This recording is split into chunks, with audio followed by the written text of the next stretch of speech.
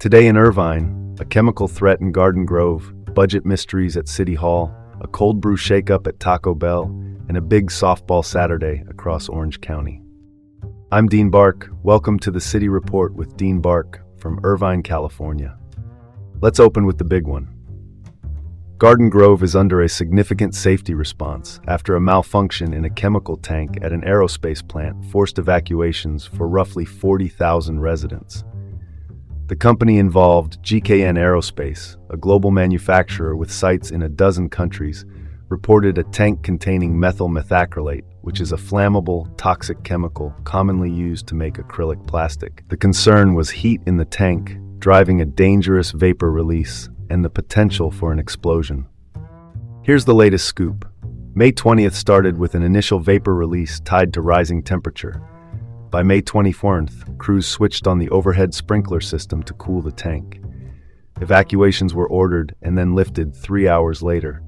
However, on May 22nd, officials reissued evacuations for a larger area because complications emerged with a faulty valve. By 4:40 p.m. Friday, crews had stabilized the tank's temperature. Mitigation isn't complete because that valve still isn't cooperating. Call it like it is. The cause of the malfunction remains under investigation. Emergency teams have set up containment barriers and are consulting experts to find a safe fix. Schools closed and local events hit pause. Odd twist, the Garden Grove Strawberry Festival, the city's biggest annual event, is still slated to proceed. Meanwhile, officials report about 15% of people asked to evacuate declined to leave. No room for sugarcoating here. That complicates safety planning. A quick health note. Methyl methacrylate can irritate skin, eyes, and the respiratory system. California banned it from nail salons in 2015 for those risks. The takeaway, this is a stark reminder that industrial safeguards and clear evacuation communication have to work the first time. Personal view, it's shocking that in 2026 we still see lapses that push a neighborhood to the brink. Let's cut to the chase. Safety systems must be more than a checklist. Moving on. Irvine's budget. The City Council is pushing for independent audits to parse a $6 million deficit identified back in March.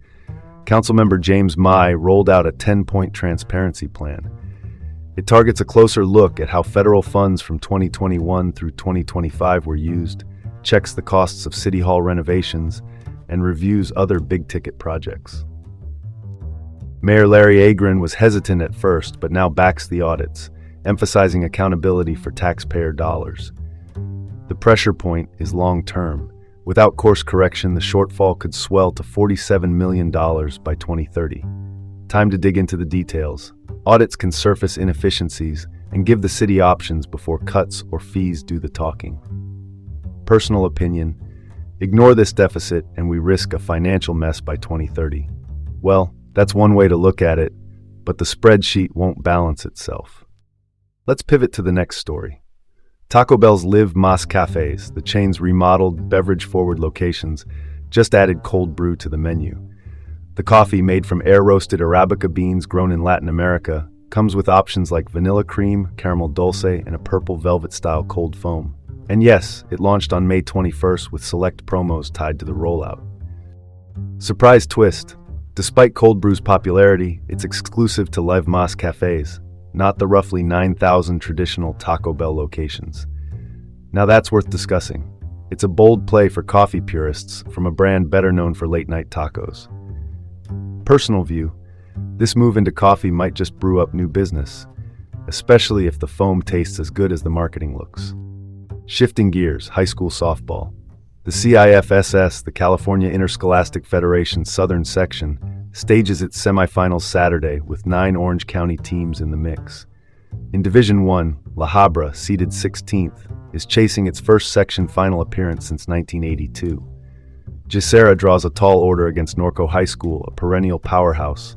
Gissera's ace, Liliana Escobar, committed to Florida, will be central to that plan. In other divisions, Whittier Christian in Division II aims for its first finals trip since 2010, while Mission Viejo in Division IV looks to break through after several seasons on the cusp. And if offense is your thing, Division VI features Irvine against Granite Hills. Both clubs are averaging north of a dozen runs per game in these playoffs. Let's cut to the chase. Expect big swings and bigger scorelines. Personal view. These semifinals underline the incredible talent pipeline we've got right here in Orange County. And that's all the news that fits from the City Report with Dean Bark and Irvine. Have a great day and tune in tomorrow for more.